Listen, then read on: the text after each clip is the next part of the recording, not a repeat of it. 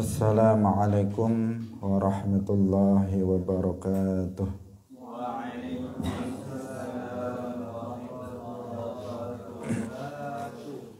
Alhamdulillahi rabbil alamin.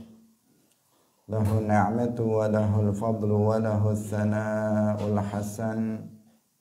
Wa salawatullahil barrir rahim wal malaikatil muqarrabin ala sayyidina wa maulana Muhammadin wa ala alihi wa ashabihi at-tayyibin at-tahirin. Allahumma la sahla illa ma ja'altahu sahla wa anta taj'alul hazna idza syi'ta sahla. Allahumma arzuqna al-ikhlasa fi niyyati wal qawli wal amal wa ba'du. Ila nabiyil mustafa sallallahu alaihi wasallam wa ikhwanihi minal anbiya'i wal mursalin wa syuhada'i was salihin, khususan ila sultanil awliya Syekh Abdul Qadir Al-Jilani wa Syekh Ahmad Ar-Rifa'i wa Syekh Baha'iddin An-Naqsyabandi wa Syekhina Abdullah Al-Harari wa ila arwahi muassisi jam'iyyati Nahdlatul Ulama Syekh Muhammad Hashim Ash'ari wa Syekh Bisri Sansuri wa Syekh Abdul Wahab Hasbuwah wa ila arwahi jami'i ahli al-qubur minal muslimin wal muslimat. Al-Fatihah. A'udzu billahi minasy syaithanir rajim.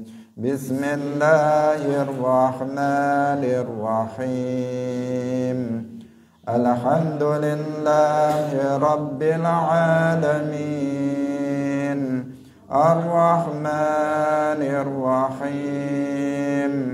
Maliki yaumiddin.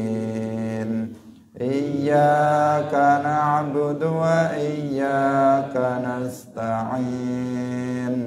Ihdinas siratal mustaqim.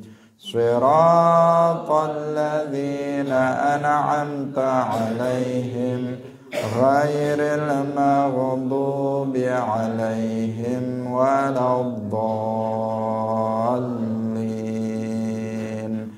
Amin. Hadirin hadirat kaum muslimin muslimat, pemirsa Madu TV rahimakumullah. Alhamdulillah, kita bersyukur kepada Allah Subhanahu wa taala. Pada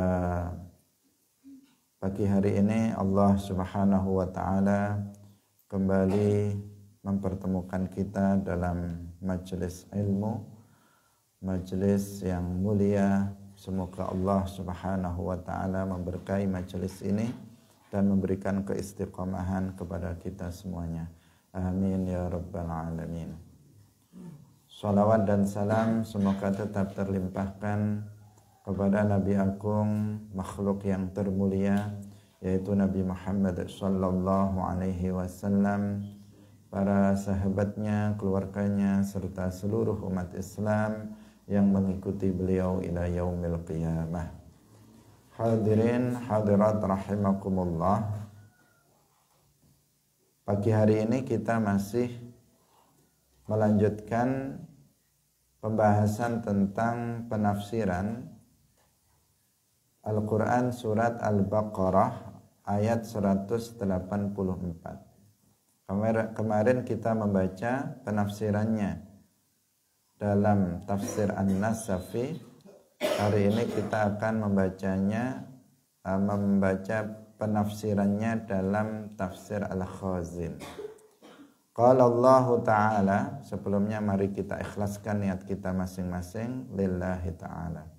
Qala Allah Ta'ala ayyaman ma'dudat faman kana minkum maridan aw ala safarin fa'iddatun min ayyamin ukhar wa 'alal ladzina yutiqunahu fidyatun ta'amu miskin faman tatawwa'a khairan fahuwa khairul lah wa an tasumu khairul lakum in kuntum ta'lamun.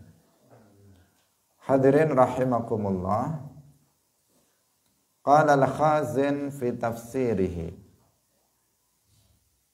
Al-Khazin dalam kitab tafsirnya, kalau Al-Khazin ini dalam fiqh beliau mengikuti mazhab Syafi'i. Berbeda dengan An-Nasafi yang mengikuti mazhab Hanafi. Dalam kitab tafsirnya Al-Khazin mengatakan ayyaman ma'dudat ay muqaddarat wa qila qalilat. Ayyaman ma'dudat pada hari-hari yang muqaddarat, yang ditentukan. Qila menurut sebagian pendapat ayyaman ma'dudat artinya ayyaman qalilat, yaitu pada hari-hari yang sedikit, yang jumlahnya itu sedikit. Qila innahu kana fi ibtida'il islami saumu thalathatu ayyamin min kulli syahrin wajiban wa saumu yaumi asyura wa saumu yaumi asyura thumma nusikha dhalika bi faridati saumi syahri Ramadan. Menurut sebagian pendapat bahwa di awal Islam puasa 3 hari pada setiap bulan itu hukumnya adalah wajib. Yang setiap bulan 3 hari 13, 14, 15 yang disebut dengan ayyamul bid itu adalah wajib dulunya. Demikian juga puasa pada hari Asyura itu juga hukumnya wajib. Kemudian itu dinasakh dengan kewajiban puasa di bulan Ramadan. Jadi ayyaman ma'dudat itu menasakh dari kewajiban puasa sebelumnya. Kewajiban puasa sebelumnya. Jadi sebelum puasa Ramadan itu diwajibkan, dan puasa Ramadan itu baru diwajibkan pada tahun kedua setelah hijrah. Artinya 13 tahun ketika Nabi masih di Makkah, berdakwah di Makkah selama mulai diangkat menjadi Nabi, selama 13 tahun berdakwah di Makkah, kemudian 1 tahun setelah hijrah itu belum ada kewajiban melaksanakan puasa Ramadan. Ketika itu menurut sebagian pendapat puasa yang diwajibkan itu adalah puasa 3 hari pada setiap bulan dan berpuasa di hari Asyura tanggal 10 Muharram. Nah, tetapi ini kemudian dinasakh, hukumnya itu dihapuskan dengan syariat yang baru, yaitu kewajiban berpuasa pada bulan Ramadan. Dan ayat ayyaman ma'dudat itu menasakh itu. Ayyaman ma'dudat itu menunjukkan bahwa puasa yang diwajibkan itu bukan hanya pada 3 hari plus 1 hari itu, tetapi dia ada beberapa hari yang lebih dari hari-hari tersebut. Qala Ibnu Abbas awwalu ma nusikha ba'dal hijrati amrul qiblati tsumma shaum. Ibnu Abbas mengatakan bahwa yang pertama kali dinasakh setelah hijrah maksudnya kalau dimutlakkan maka hijrah ke Madinah. Nah, setelah hijrah di Madinah, pertama kali yang dinasakh itu adalah masalah kiblat. Kemudian masalah puasa. Kiblat salat dahulu pernah Rasulullah Shallallahu Alaihi Wasallam dalam melaksanakan salat itu kiblatnya mengarah ke Masjidil Aqsa, Baitul Maqdis. Itu kemudian setelah hijrah pertama kali yang dinasakh itu beliau diperintahkan untuk melaksanakan salat beralih untuk menghadap ke arah Al-Ka'bah Al-Musyarrafah, Al-Masjidil Haram yang ada di Makkah. Jadi awalnya ke arah Baitul Maqdis, kemudian dirubah menjadi mengarah pada Al-Ka'bah Al-Musyarrafah di Masjidil Haram di Makkah. Itu yang pertama. Kemudian yang kedua, ajaran agama yang dinasakh setelah kiblat, urusan kiblat adalah puasa. Yang sebelumnya puasa itu yang diwajibkan itu hanya puasa 3 hari setiap bulan dan puasa Asyura. Kemudian setelah itu diganti syariatnya, yang wajib itu adalah berpuasa pada bulan Ramadan. Sementara berpuasa pada 3 hari setiap bulan atau hari Asyura itu tidak wajib.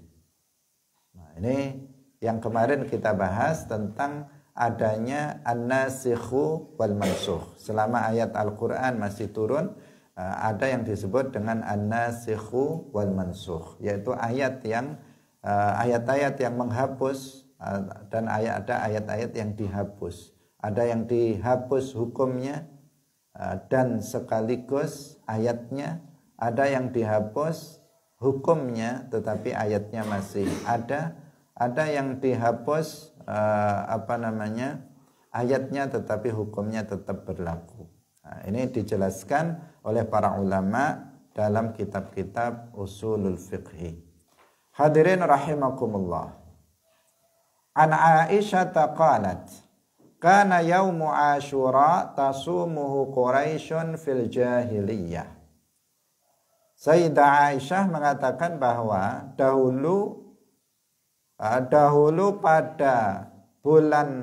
pada hari Asyura tanggal 10 Muharram, orang-orang Quraisy itu berpuasa di masa jahiliyah. Di masa jahiliyah artinya sebelum diutusnya Rasulullah Shallallahu Alaihi Wasallam, orang-orang Quraisy kalau datang hari Asyura 10 Muharram maka mereka pada berpuasa. Wa kana Rasulullah Shallallahu Alaihi Wasallam yasumuhu fil jahiliyah. Dan Rasulullah sendiri juga beliau berpuasa pada hari Asyura bersama orang-orang Quraisy di masa jahiliyah. Falamma qadima Rasulullah sallallahu alaihi wasallam al-Madinata shamahu wa amara bisiyamihi. Ketika Nabi datang ke Madinah, maka Nabi kemudian juga berpuasa pada hari Asyura dan memerintahkan umat Islam untuk berpuasa Asyura. Hadirin rahimakumullah. Jadi pada masa jahiliyah Rasulullah puasa Asyura bersama orang-orang Quraisy. Kemudian setelah beliau diangkat menjadi seorang nabi, beliau tidak berpuasa Asyura. Setelah beliau hijrah ke Madinah, beliau menemui ketika itu dalam riwayat hadis disebutkan beliau mendapati orang-orang Yahudi mereka berpuasa pada hari Asyura. Nabi bertanya kepada orang-orang Yahudi ini, kenapa kalian berpuasa pada hari Asyura? Mereka menjawab bahwa kami berpuasa pada hari Asyura sebagai bentuk rasa syukur kami atas diselamatkannya Nabi Musa alaihissalam dari tenggelam di lautan dan ditenggelamkannya, dihancurkannya Fir'aun dan para pengikutnya. Pada hari ini tanggal 10 Muharram, hari Asyura, Fir'aun ditenggelamkan dan Nabi Musa alaihissalam diselamatkan oleh Allah. Sebagai bentuk syukur kami kepada Allah, maka kami berpuasa pada hari ini. Itu jawaban dari orang-orang Yahudi. Sehingga Rasulullah mengatakan, nahnu aula minkum bi Musa. Kami lebih utama untuk bersyukur atas keselamatannya Nabi Musa daripada kalian. Karena kalian orang-orang Yahudi, mereka kan orang-orang yang menyelewengkan ajaran Islam yang dibawa oleh Nabi Musa. Maka umat Islam lebih layak bersyukur atas keselamatan Nabi Musa daripada orang-orang Yahudi. Karena itulah maka Nabi kemudian berpuasa dan memerintahkan umat Islam untuk berpuasa pada hari Asyura. Hadirin rahimakumullah. Riwayat ini menunjukkan yang pertama tentang kesunahan berpuasa pada hari Asyura.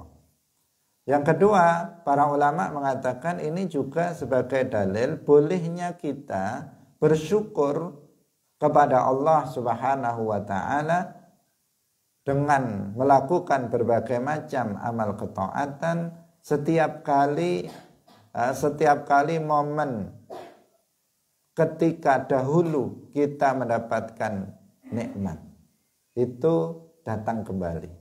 Jadi dulu hari Asyura Nabi Musa diselamatkan. Sekarang Asyura bersyukur kepada Allah dengan berpuasa. Nanti tahun depan datang lagi Asyura, berpuasa lagi sebagai rasa syukur kepada Allah atas selamatnya Nabi Musa. Begitu seterusnya. Setiap tahun pada hari yang sama ketika dahulu kita mendapatkan nikmat, kita bisa mengulang-ulang kembali syukur kita kepada Allah Subhanahu wa taala. Maka ini juga menjadi dalil bagi kita Ahlus Sunnah wal Jamaah tentang bolehnya kita memperingati Maulid Nabi Muhammad sallallahu alaihi wasallam. Nikmat yang terbesar yang Allah anugerahkan kepada kita adalah lahirnya Rasulullah sallallahu alaihi wasallam. Karena dengan kelahiran Nabi kita bisa memeluk Islam, satu-satunya agama yang benar, satu-satunya agama yang diridhai oleh Allah Subhanahu wa taala, yang barang siapa mati dalam keadaan memeluk Islam, maka dia akan selamat nanti di akhirat dari keabadian di neraka. Sebanyak apapun dosa yang pernah dilakukannya, seseorang tidak akan abadi di neraka manakala dia mati dalam keadaan sebagai seorang muslim. Maka lahirnya Rasulullah adalah nikmat yang terbesar, karena dengannya kita bisa beriman kepada Allah, kita bisa mengenal Allah, kita bisa memeluk agama Islam, satu-satunya agama yang hak. Maka setiap kali datang momen hari kelahiran Nabi atau bulan kelahiran Nabi, kita mengulang rasa syukur kita kepada Allah dengan berbagai macam amal ketaatan kepada Allah, memperingati Maulid Nabi setiap tahun, begitu seterusnya. Sebagaimana kita berpuasa Asyura, asalnya adalah dalam rangka mensyukuri nikmat diselamatkannya Nabi Musa alaihissalam. Kita umat Islam juga setiap kali datang bulan Rabiul Awal, bulan dilahirkannya Rasulullah sallallahu alaihi wasallam, kita memperbaharui, mengulang kembali syukur kita kepada Allah Subhanahu wa taala atas kelahiran makhluk yang termulia Rasulullah Muhammad sallallahu alaihi wasallam. Nah, ini Ahlus Sunnah mengambil dalil salah satunya dengan ini. Hadirin rahimakumullah. Jadi ketika Nabi datang ke Madinah, kemudian Nabi berpuasa pada hari Asyura dan memerintahkan umat Islam untuk melakukan puasa Asyura. Kemudian ketika puasa Ramadan itu diwajibkan, falamma furidha Ramadan taraka Asyura faman syaa shamahu wa man syaa tarakahu. Ketika puasa Ramadan pada tahun kedua Hijriyah itu diwajibkan, maka Nabi kemudian meninggalkan puasa Asyura dengan pengertian umat Islam dibebaskan barang siapa, artinya tidak diwajibkan, dibebaskan barang siapa yang mau berpuasa Asyura, silahkan. Bagi siapa yang tidak berkehendak untuk melakukannya, dipersilahkan. Artinya hukumnya sunnah, tidak wajib. Nah, yang wajib adalah puasa pada bulan Ramadan. Puasa Ramadan itu yang diwajibkan. Sementara Asyura itu puasanya hukumnya adalah sunnah. Wa qila innal murada min qawlihi ayyaman ma'dudat. Jadi tadi satu versi penafsiran. Berarti ayyaman ma'dudat itu adalah ayat yang menasakh. Ayat yang menasakh syariat sebelumnya, di mana puasa sebelum turunnya ayat ini, sebelum turunnya kewajiban berpuasa Ramadan, puasa itu dilakukan hanya 3 hari saja, hanya sehari 3 hari plus 1 hari. Setelah itu dikatakan ayyam ma'dudat, lebih dari itu, bukan hanya sehari, 2 hari, 3 hari, tetapi agak banyak harinya, tetapi tidak ditentukan. Tidak ditentukan di sini berapa harinya, yaitu pada hari-hari yang ditentukan. Waqilah, menurut sebagian pendapat yang lain, innal murada min qawlihi ayyaman ma'dudat ayyamu syahri Ramadan. Dan dikatakan bahwa yang dimaksud dengan firman Allah ayyaman ma'dudat adalah hari-hari di bulan Ramadan. Berarti ayyaman ma'dudat itu ya hari-hari bulan Ramadan. Wa wajhu anna Allah ta'ala qala awalan kutiba alaikumus siyam. Bagaimana memahami bahwa ayyam ma'dudat itu adalah hari-hari di bulan Ramadan? Pertama, bahwa Allah berfirman kutiba alaikumus siyam, diwajibkan atas kalian untuk berpuasa. Wa hadza yahtamilu shauma yaumin aw yaumaini thumma bayyanahu. Dan ini mengandung kemungkinan ketika dikatakan diwajibkan atas kalian berpuasa. Maka di sini mengandung kemungkinan bahwa puasa yang diwajibkan itu berpuasa 1 hari atau 2 hari saja. Sehari atau 2 hari. Ketika cuma disebutkan diwajibkan atas kalian berpuasa. Ini kemungkinannya banyak. Berpuasa apa? Berapa lama, sehari atau 2 hari atau 3 hari atau berapa hari? Nggak ada penjelasan. Nggak ada yang penjelasan. Yang ada diwajibkan atas kalian berpuasa. Bisa mengandung kemungkinan cuma 1 hari. Tsumma bayyanahu. Kemudian Allah menjelaskan biqaulihi dengan firman-Nya ma'dudat. Ayyaman ma'dudat. Ala annahu aktsar min dzalika, yang menunjukkan bahwa puasa yang diwajibkan itu lebih dari sehari atau 2 hari. Lakinnaha ghairu munhasirah. Tetapi itu tidak dibatasi bi'adadin, dengan bilangan tertentu. Jadi ketika ada firman Allah ma'dudat, berarti bukan sehari atau 2 hari, tetapi beberapa hari. Tetapi belum dijelaskan beberapa hari itu berapa hari, belum. Beberapa hari, bukan berapa harinya, belum ada ketentuan.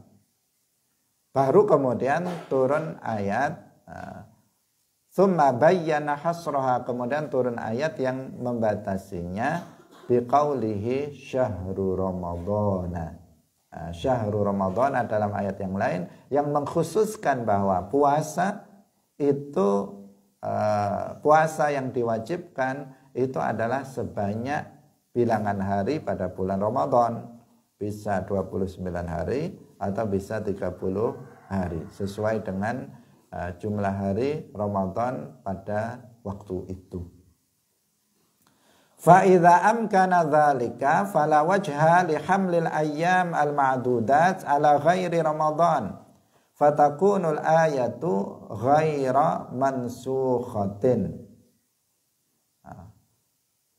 Jika seperti itu maka tidak ada jalan untuk memahami ayyama ma'dudat itu pada selain Ramadan. Sehingga ayat ini tidak dinasakh. Hadirin rahimakumullah, saya ingin mengulang kembali antara dua pendapat yang pertama dan yang kedua. Nah, tadi mungkin ada yang bisa disalahfahami. Yang pertama, ayyaman ma'dudat, menurut pendapat yang pertama berarti ayyaman qalilat. Ini ayat ini bukan yang nasakh. Tadi sempat kita sabqul lisan mengatakan ini dinasakh. Tetapi ayat ini adalah ayat yang ayat yang menasakh, ya. Bukan ayat yang mengatakan ayat yang dinasakh, bukan yang nasikh, tetapi yang mansukh. Jadi kan dikatakan yang pertama tadi ayyaman ma'dudat artinya ayyaman qalilat. Nah, puasa itu diwajibkan pada hari-hari yang ditentukan dan jumlahnya itu sedikit, yaitu pada hari 3 hari setiap bulan dan pada hari Asyura. Kemudian itu dinasakh dengan kewajiban puasa pada bulan Ramadan. Nah, ini yang pertama yang tadi kita telah jelaskan. Kemudian yang kedua, pendapat yang kedua bahwa ayyaman ma'dudat itu yang dimaksud ya hari-hari di bulan Ramadan. Kalau yang pertama tadi ayyaman ma'dudat itu yang dimaksud apa? Yang dimaksud adalah bahwa di awal Islam puasa itu diwajibkan pada ayyaman ma'dudat, hari-hari yang jumlahnya hanya sedikit, yaitu 3 hari setiap bulan dan hari Asyura. Tapi kemudian itu dinasakh, berarti ayat itu mansukh, dinasakh dengan puasa Ramadan, kewajiban puasa Ramadan. Itu pendapat pertama. Pendapat yang kedua, bahwa ayyaman ma'dudat itu yang dimaksud ya hari-hari pada bulan Ramadan. Hari-hari pada bulan Ramadan. Bagaimana memahaminya? Yaitu yang pertama Allah berfirman kutiba alaikumusiyam, masih global. Allah mewajibkan kepada kalian berpuasa. Nah, puasanya di sini tidak ditentukan, mengandung kemungkinan puasa sehari atau 2 hari dan seterusnya. Kemudian turun ayat berikutnya ayyaman ma'dudat yang menunjukkan bahwa puasa yang diwajibkan itu bukan hanya sehari atau 2 hari, tetapi beberapa hari. Namun belum ditetapkan berapa harinya. Baru kemudian turun syahrul Ramadan yang menunjukkan bahwa beberapa hari yang dimaksud di situ adalah puasa pada hari-hari di bulan Ramadan. Nah, sehingga di sini ayatnya ayat yang ayyaman ma'dudat itu tidak mansukhah, tidak dinasakh, tetapi dijelaskan oleh ayat berikutnya. Nah, dijelaskan oleh ayat berikutnya, yaitu yang menjelaskan tentang bahwa yang dimaksud dengan ma'dudat itu adalah syahrul Ramadan, ayyamu syahri Ramadan, hari-hari pada bulan Ramadan. Hadirin rahimakumullah. Jadi yang pertama tadi berpendapat ayat ini apa? Ayyaman ma'dudat, pas pada ayat ayyaman ma'dudat itu mansukhah karena maknanya adalah puasa pada hari-hari yang sedikit, yaitu pada 3 hari setiap bulan plus yaumu Asyura, kemudian dinasakh dengan kewajiban puasa Ramadan. Itu yang pertama. Yang kedua, ayat ini tidak mansukhah, tetapi makna ayyaman ma'dudat adalah hari-hari yang dimaksud adalah hari-hari di bulan Ramadan. Dan itu dipahami karena pada ayat yang pertama itu kutiba alaikumusiyam, setelah itu ayyaman ma'dudat, kemudian dijelaskan oleh ayat yang berikutnya yaitu tentang syahrul Ramadan alladzi unzila fihil Quran dan seterusnya. Nah, yang menunjukkan bahwa puasa yang dimaksud adalah pada hari-hari yang ma'dudat itu adalah pada hari-hari di bulan Ramadan. Yuqalu inna faridata Ramadan nazalat fis sanati tsaniyah minal hijrati wa dzalika qabla ghazwati Badrin bi syahrin wa ayyam. Dikatakan bahwa kewajiban berpuasa Ramadan itu turun pada tahun kedua dari hijrah. Dan itu sebelum perang Badar. Sebulan sebelum perang Badar. Sebulan dan beberapa hari sebelum perang Badar. Karena perang Badar itu dilaksanakan pada bulan Ramadan. Jadi perang itu di saat umat Islam sedang berpuasa Ramadan. Dan umat Islam meskipun dalam keadaan berpuasa, mereka mendapatkan kemenangan besar pada perang Badar. Wa kanat ghazwatu Badrin yaumal jumu'ah li sab'a asyrata khalat min Ramadan ala ra'si 18 syahran minal hijrah. Dan perang Badar itu dilakukan pada hari Jumat tanggal 17 Ramadan. Tanggal 17 Ramadan yaitu di awal 18 bulan dari hijrah. Jadi 18 bulan setelah hijrah. Itu pada bulan Ramadan tanggal 17 itu pelaksanaan perang Badar. Jadi perang Badar terjadi pada bulan Ramadan tanggal 17 Ramadan di saat umat Islam sedang berpuasa. Nah, kewajiban puasa turun syariat wajib berpuasa di bulan Ramadan itu sebulan dan beberapa hari sebelum masuk bulan Ramadan. Nah, sebelum masuk bulan Ramadan, sebulan sebelum masuk bulan Ramadan itu turun syariat wajibnya berpuasa Ramadan. Faman kana minkum maridan aw ala safarin fa aftara fa alaihi iddatun min ayyamin ukhar, yani ghaira ayyami maradihi wa safarihi. Barang siapa di antara kalian itu sakit atau dalam perjalanan, dalam bepergian, kemudian dia berbuka puasa, artinya dia tidak berpuasa, maka wajib bagi dia untuk mengqadha puasanya pada beberapa hari yang lain, yakni pada selain hari-hari sakit dia dan bepergian dia. Nah, tentu saja pada hari yang lain yang ketika dia tidak sakit atau tidak dalam bepergian. Wa 'alal ladzina yutiqunahu, ini yang kemarin kita bahas, adanya khilaf di antara para ulama tentang antara yang mengatakan mansukh dan yang tidak mansukh.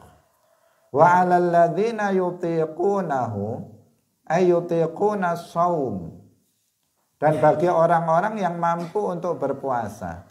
Wakhtalafal ulama fi hukmi hadhil ayah.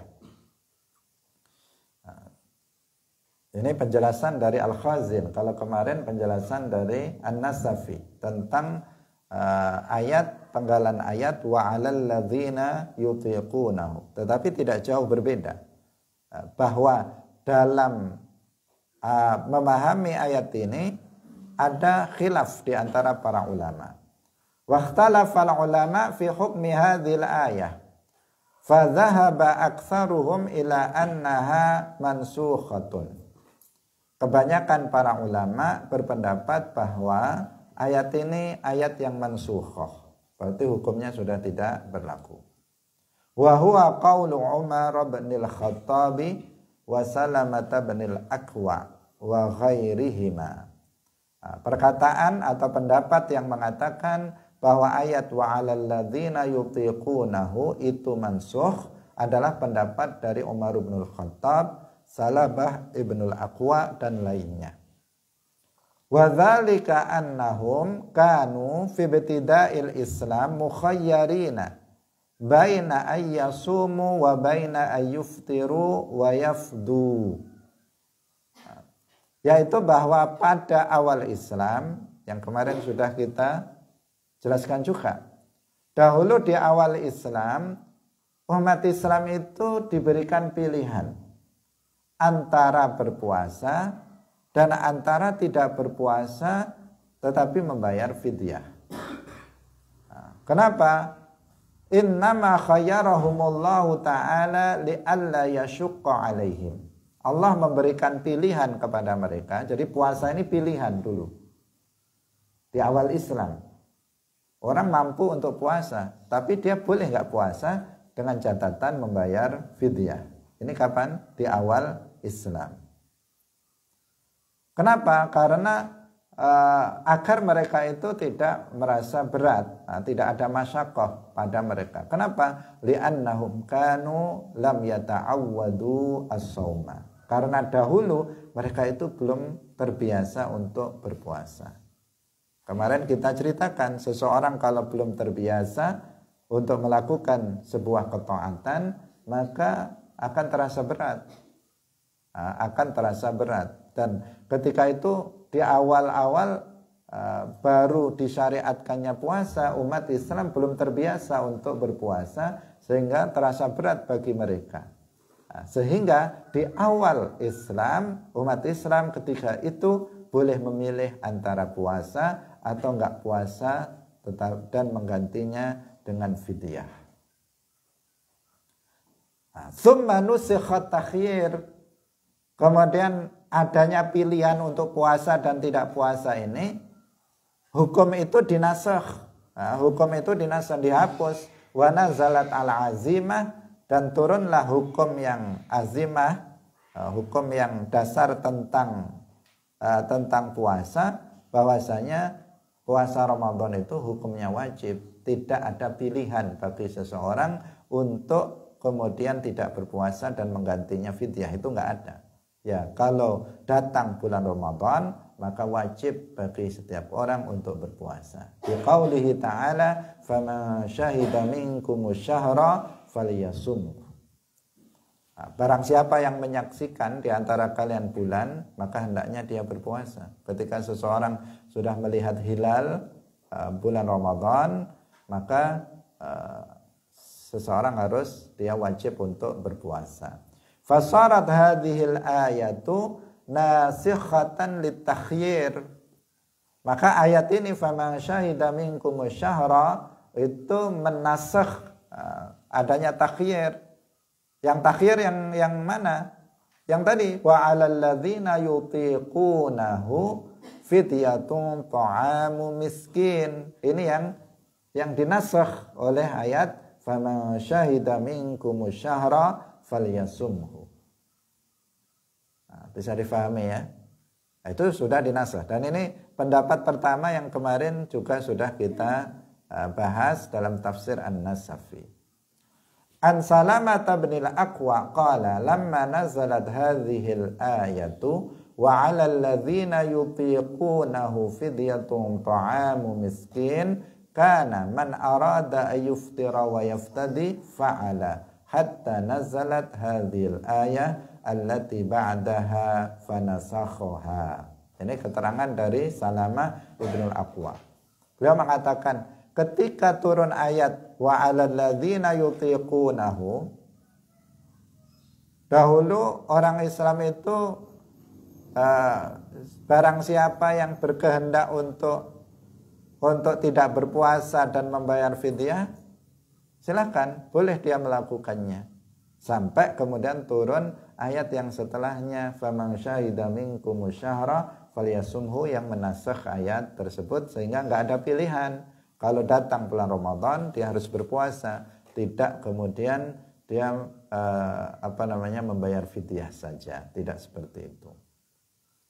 Wa fi riwayatin hatta nazalat hadhil ayah faman syahida minkumus syahra falyasum. Wa qala Qatadah hiya khassatun fi haqqi syaikhil kabir. Ini pendapat yang kedua, mengatakan ini bukan dinasakh. Ayat ini ayat yang mengatakan wa 'alal ladzina yutiqunahu fidyatun ta'amu miskin. Pendapat yang kedua, ayat ini bukan dinasakh. Tetapi ayat ini adalah berbicara secara khusus untuk orang yang tua renta, yang dia sanggup untuk berpuasa. Tetapi berat bagi dia untuk berpuasa, maka dia diberikan rukhsah, keringanan untuk tidak berpuasa dan membayar fidyah. Tapi kemudian itu dinasakh. Itu dinasakh. Jadi menurut pendapat yang kedua, yaitu yang dikatakan Qatadah, orang yang tua renta, yang dia itu mampu untuk puasa. Tua renta tapi dia mampu untuk puasa, bukan tidak mampu, dia mampu untuk puasa. Tapi berat bagi dia untuk berpuasa, maka ini boleh baginya untuk tidak puasa dengan membayar fidyah. Tetapi hukum itu juga dinasakh karena dia mampu.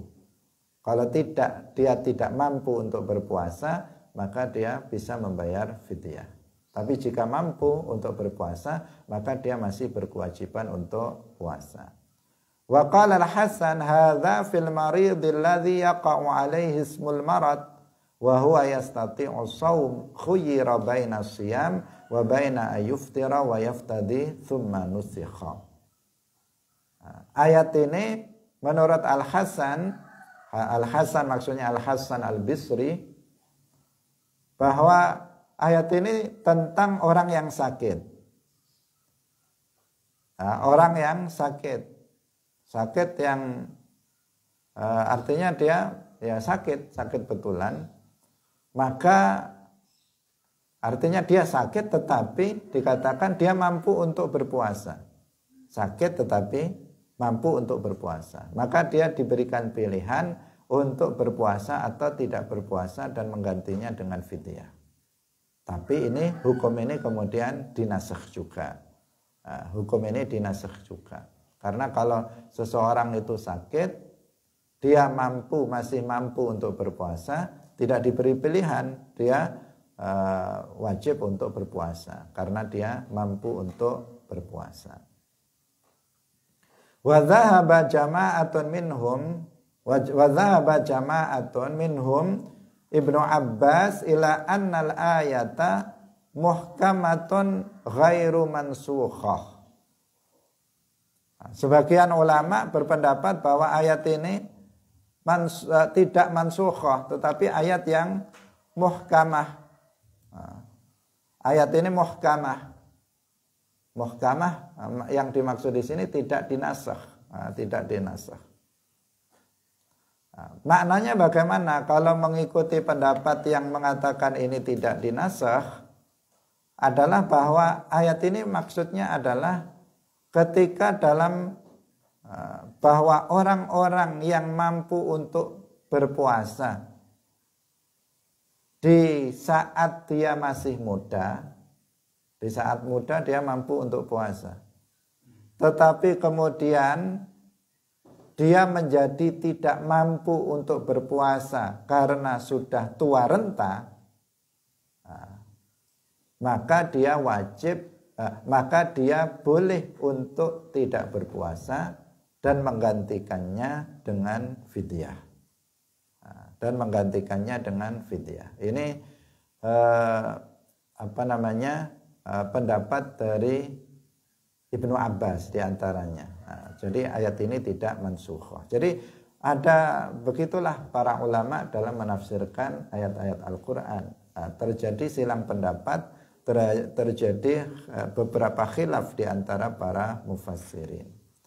Dari sini kita melihat, pertama, dalam ayat ayyama ma'dudat yang paling awal tadi itu ada khilaf, ada yang mengatakan mansukhah, ada yang mengatakan ghairu mansukhah.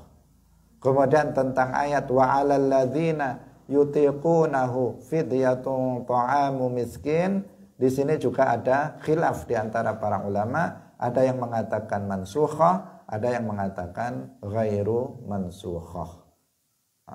Jadi ada perbedaan pendapat di antara para ulama, dan itu hal yang biasa di kalangan para ulama. Dan ketika kita dan masing-masing dari pendapat itu selalu saja memiliki argumentasi yang sangat kuat, karena mereka memang para ulama tafsir yang mereka memiliki atau telah memenuhi syarat-syarat sebagai seorang mufassir. Apapun pendapat mereka tentang penafsiran sebuah ayat selalu bisa dicerna oleh akal karena ada dasarnya, baik dasar secara nakli maupun secara akli itu ada. Hadirin rahimakumullah, kita lanjutkan dari perkataan Al-Khazin tadi, bahwa Ibnu Abbas mengatakan ayat ini tidak mansukhah. Maksud dari wa 'alal ladzina yutiqunahu adalah bahwa orang-orang yang mampu berpuasa di saat dia masih muda, kemudian mereka lemah di saat tua, maka mereka boleh untuk tidak berpuasa dan menggantinya dengan fidyah. Itu maksudnya. Nah, meskipun ini agak jauh, karena lafadz ayatnya itu wa 'alal ladzina yutiqunahu, bagi orang yang mampu untuk puasa maka dia membayar fidyah. Membayar fidyah, memberikan makan orang miskin. Tetapi diarahkan oleh Ibnu Abbas bahwa wa 'alal ladzina yutiqunahu, bagi orang yang mampu puasa di saat muda kemudian menjadi tidak mampu lagi di saat tua, maka dia boleh membayar fidyah sebagai pengganti puasa. Menjadi begitu, menjadi panjang kayak begitu. Dengan pendapat seperti itu, beliau mengatakan bahwa ayat ini muhkamah, tidak mansukhah. Berbeda dengan yang atas tadi yang mengatakan itu mansukhah. Hadirin rahimakumullah. Sekarang waqara Ibnu Abbas. Ini ada qiraah lain lagi. Yang ayat itu dalam versi qiraah yang lain, kita tahu Al-Quran diturunkan bukan hanya dengan satu qiraah, tetapi kita mengenal ada qiraat yang 7, ada qiraat 10, qiraat 13, ada qiraat-qiraat yang mutawatirah, yang itu juga bisa dijadikan sebagai pegangan. Ibnu Abbas itu membaca ayat ini dengan qiraat yang lain, yaitu wa 'alal ladzina yutawwaqunahu. Jadi bukan ya tetapi wawu. Kalau ayat yang pertama yang biasa, qiraah yang biasa kita baca itu apa? Wa 'alal ladzina yutiqunahu. Tapi ada qiraah lain berbunyinya wa 'alal ladzina yutawwaqunahu. Nah, jadi yaknya itu jadi wawu. Kemudian yaknya di dhammah, yutawwaqun, toknya di fathah bukan di kasrah. Kalau yang pertama toknya di kasrah yutiqunahu, sekarang qiraah yang lain yutawwaqunahu. Bidhammil ya'i wa fathit ta wa bil wawi al musyaddadah al maftuha iwadhal ya wa ma'nahu yukallafuna shaum. Artinya orang-orang yang dibebani untuk berpuasa. Berarti wa 'alal ladzina yutawwaqunahu, dan bagi orang yang dibebani untuk berpuasa, maka bagi mereka fidyatun ta'amu miskin. Satu qiraah yang berbeda dengan qiraah yang pada umumnya kita temui. Ana ata annahu sami'a Ibnu Abbas yaqra'u wa 'alal ladzina yutawwaqunahu fidyatun ta'amu miskin. Qala Ibnu Abbas laysat bimansukhatin huwa syaikhul kabir. Yang tadi dikatakan yang dimaksud di situ adalah orang tua renta, dan ini tidak mansukh, dan perempuan yang tua. Yang keduanya la yastati'ani ayyasuma fayut'imani makana kulli yaumin miskinan. Sehingga karena keduanya orang tua renta itu tidak mampu untuk berpuasa, maka mereka memberikan makan setiap hari satu orang miskin, membayar fidyah. Nah, seperti yang dalam mazhab Syafi'i, kalau ada orang tua renta tidak lagi mampu untuk berpuasa, maka dia boleh tidak berpuasa dan mengganti puasanya setiap hari dengan membayar fidyah. Satu mud setiap harinya kepada satu orang miskin. Fidyatu ta'amu miskin, al-fidyah al-jaza' wa huwa al-qadru alladhi yabdhuluhu al-insan yaqi bihi nafsahu min taqsirin waqa'a minhu fi ibadatin wa nahwiha. Nah, fidyah di sini adalah jaza, balasan, yaitu kadar yang diberikan oleh seseorang, yang dengan itu seseorang bisa menjaga dirinya dari dari taksir, dari kecerobohan dalam beribadah dan semacamnya. Wa yajibu 'ala man aftara fi Ramadan wa lam yaqdir 'ala al-qada li kibarin ayut'ima makana kulli yaumin miskinan muddan min ghalibi qutil balad wa hadza qawlu fuqaha'il Hijaz. Wajib bagi orang yang dia tidak berpuasa pada hari di bulan Ramadan dan dia tidak mampu untuk mengqadanya. Tidak mampu untuk mengqadanya berarti karena apa? Karena kemarin kita jelaskan karena sudah tua renta, yang pertama. Yang kedua karena sakit yang tidak ada harapan sembuh. Ini kan nggak akan bisa mengqadha. Maka orang yang seperti ini boleh dia membayar fidyah sebagai pengganti puasanya. Dikatakan di sini ini adalah pendapat dari para ahli fikih di Hijaz. Hijaz artinya Makkah dan Madinah. Wa qala ba'du fuqaha'il Iraq, sebagian ahli fikih dari Irak, berarti ini Hanafi, kalau dari Irak biasanya Hanafi, alaihi li kulli miskinin nisfu sa'in an kulli yaum. Kalau tadi satu mud dari bahan makanan pokok daerah, ini pendapat dari fuqahaul Hijaz. Kalau menurut mazhab Hanafi, setiap orang miskin itu diberi setengah sok, setengah sok setiap harinya. Wa qala ba'duhum nisfu sa'in minal burri wa sa'in min ghairihi. Wa sa'un min ghairihi. Menurut sebagian ulama, setengah sok dari gandum pur dan satu sok dari selain gandum pur. Ini pendapat Hanafiyah. Wa qala Ibnu Abbas yu'ti kulla miskinin asya'ahu wa sahurahu. Ibnu Abbas mengatakan dia memberi setiap orang miskin itu yaitu makanan untuk makan malam dan makan untuk makan sahur. Itu menurut Ibnu Abbas. Faman tatawwa'a khairan fahuwa khairul lahu. Yakni zada ala miskinin wahidin fa'at'ama an kulli yaumin miskinaini fa'aktsar. Barang siapa yang melakukan tatawwu', artinya melakukan hal yang tambahan dari yang diwajibkan itu memberi satu orang miskin dengan jumlah yang berbeda-beda sesuai dengan mazhab yang tadi telah kita sebutkan. Kalau ada orang kemudian mau nambah, dia yang wajib memberikan cuma satu orang miskin, tapi dia ngasih 2 orang miskin, 3 orang miskin dan seterusnya, maka itu khairul lahu, maka itu lebih baik bagi dia. Wa qila faman zada ala qadril wajib alaihi fa'at'ama sa'an wa alaihi mud fa huwa khairul lahu.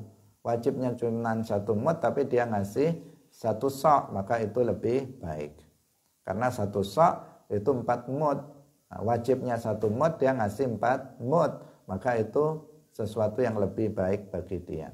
Wa antasumu khairul lakum, dan jika kalian berpuasa maka itu lebih baik bagi kalian. Qila wa khitabun ma'al ladzina yutiqunahu fayakunul ma'na wa antasumu ayyuhal mutiqun wa tatahammalul masyaqqah fahuwa khairul lakum minal iftari wal fidyah. Kembali kepada yang tadi.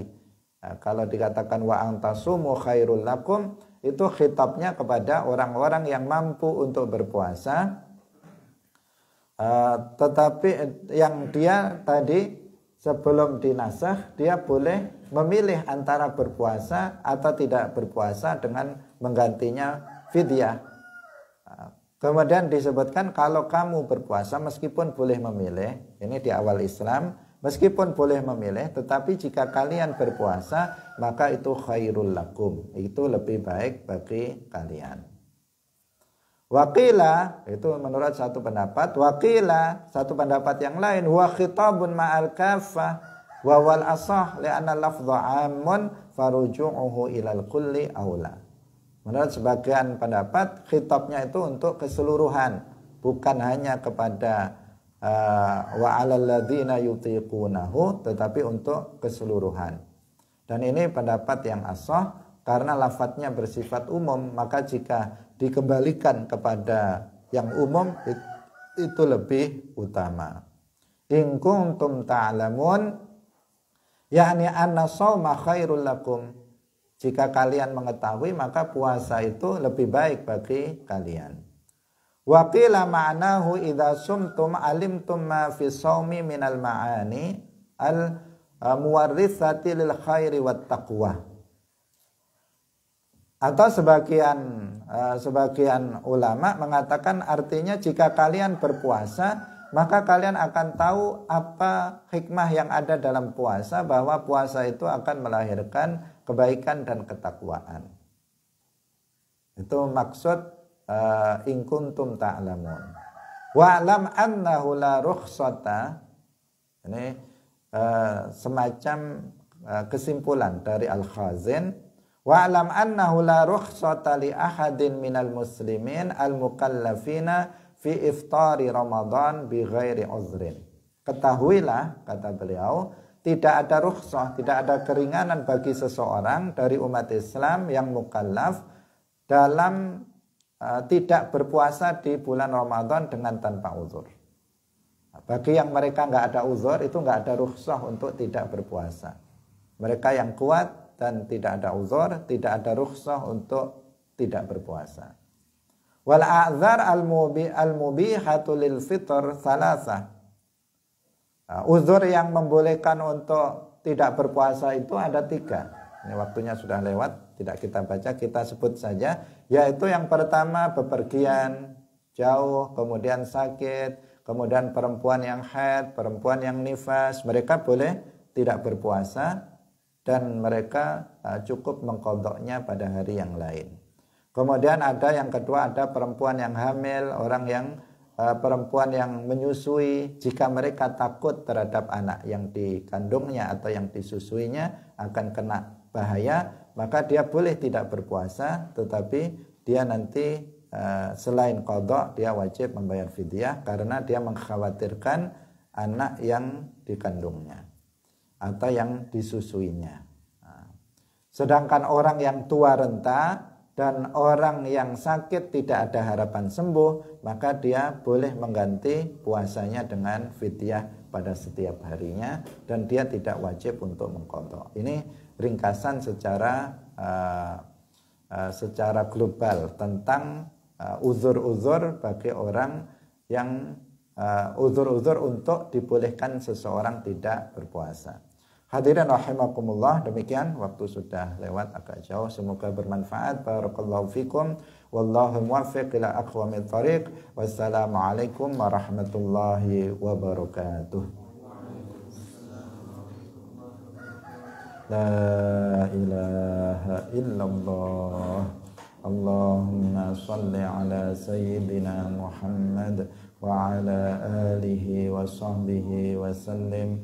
Rabbi ghfirli wa liwalidayya wa lil mu'minina wal mu'minat.